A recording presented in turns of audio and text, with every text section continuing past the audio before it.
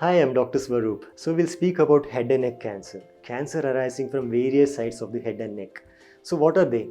They are cancers, usually squamous cell carcinomas arising from various subsides of the oral cavities such as the tongue, the floor of the mouth, the gingiva buccal sulcus. And they could also arise from the tonsils, which is part of the oropharynx, the base of tongue, sometimes from the throat, could be the larynx or in the pharynx, that is the upper part of the foot pipe or the windpipe. And then it could also be present in the back of the nose called as the nasopharynx.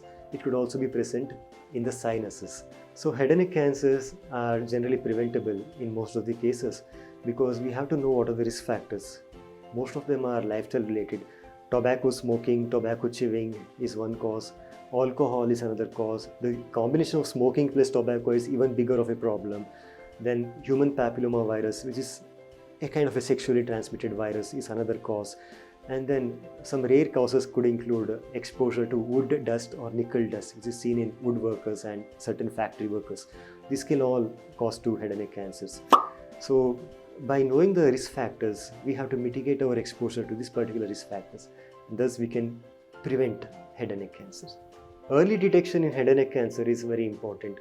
We have stages 1, 2, 3 and 4. As the stage number goes up, the chance of cure becomes less, and also the intensity of treatment increases as the stage increases.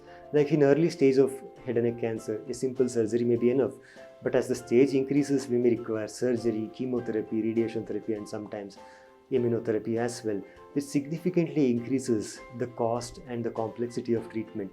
So early detection is very important. If somebody has a change in voice, a hoarseness in the voice, some unusual ulcer in the mouth, this is not healing, then we have to get it checked to see what it is. So in general, the treatment for head and neck cancer depends on how big the disease is, what is the stage, can it be easily removed, or what is the site of the disease.